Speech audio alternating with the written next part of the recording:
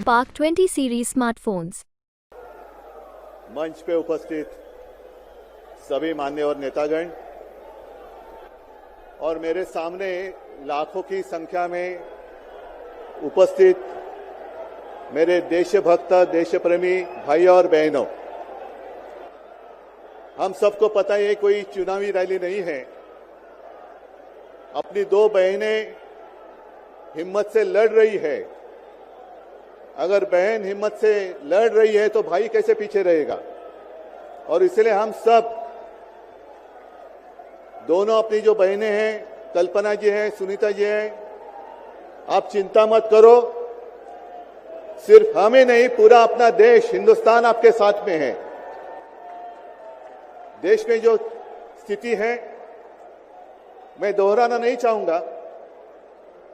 एक कुछ दिन पहले आशंका थी कि क्या हमारा देश तानाशाही की ओर चल रहा है, लेकिन अब वो आशंका नहीं रही, अब वो सच्चाई है। अगर बीजेपी सरकार को ऐसे लग रहा होगा कि अरविंद जी को अरेस्ट किया, हेमंत जी को अरेस्ट किया तो लोग डर जाएंगे, लेकिन उनको आज तक पता नहीं, उन्होंने अपने देशवासियों को कभी पहचाना नहीं। मेरे भारत का हर कोई डरने वाला नहीं, लड़ने वाला है।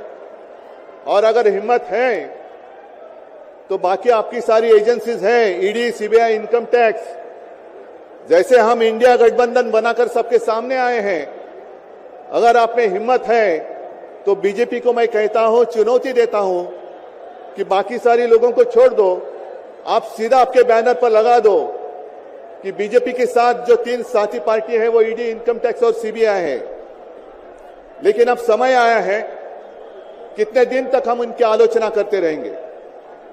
अब तो उनका सपना ऐसा है कि 400 पार। मैं पूरे देश को आह्वान करना चाहता हूं कि एक व्यक्ति और एक पार्टी की सरकार देश के लिए खतरनाक हो गई है और अब वो समय आया है कि एक पार्टी और एक व्यक्ति की सरकार नहीं चलेगी। पूरे देश को मैं आह्वान करता हूं कि हम सबको अब चाहिए, मजबूत देश चाहिए और मिलीजुली सरकार हमें लानी ही होगी।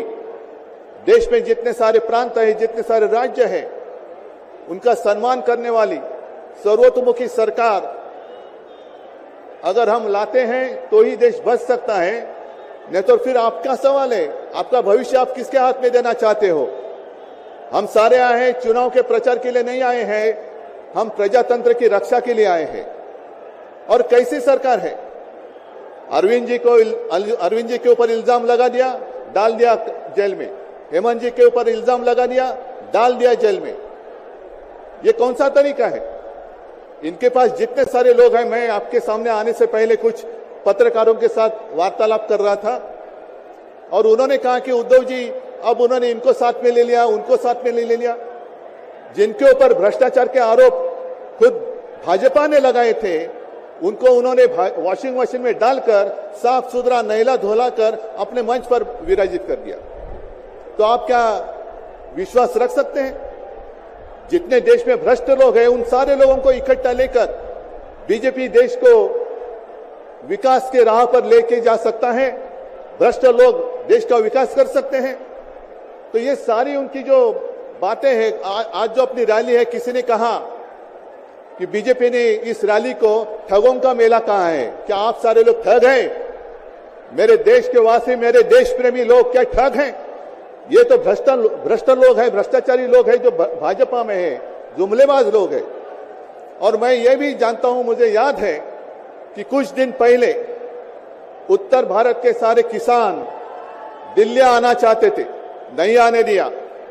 उनके जो रास्ते थे उसमें खिले डाल दिए, उनके ऊपर टीयर गैस छोड़ा, लाठीचार्ज किया। तो मैं पूरे देश के किसानों का आह्वान करता हूं, आप अन्नदाता हो, आप अन्नदाता हो। अन्नदाता देवो भव हमारी संस्कृति है। जो सरकार किसानों को आतंकवादी मानती है और जो सरकार किसानों को दिल्ली आने से रोकती है, तो पूरे अब समय है कि पूरे देश के किसानों को आतंकवादी समझने वाली भाजपा सरकार को दिल्ली आने से रोकना होगा। जैसे आपकी राह, उन्होंने आपके रास्ते दिल्ली आने से रोकी थी, वैसे अब किसानों ने बीजेपी को दिल्ली आने से रोकना ही होगा। और एक नारा जो मैंने मुंबई में दिया था, वो जो कहते हैं कि आपकी बार 400 पार, मैं आपको आह्वान करता हूं कि जहां से आप आए हुए हैं, आप जाओ, अपने घर पे जाओ, जहां भी जाएंगे, गांव में जाओ, लेकिन एक नारा आपको देना होगा तानाशाही के खिलाफ, अब की बार भाजपा तड़ी पार,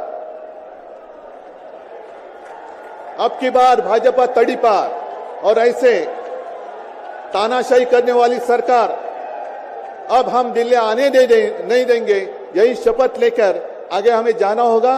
और फिर से एक बार सुनीता जी, कल्पना जी, आप चिंता मत करो, पूरा देश आपके साथ है, आप लड़ाई जीतेगी और हम सब लड़ाई जीतेंगे, प्रजातंत्र जीतेगा।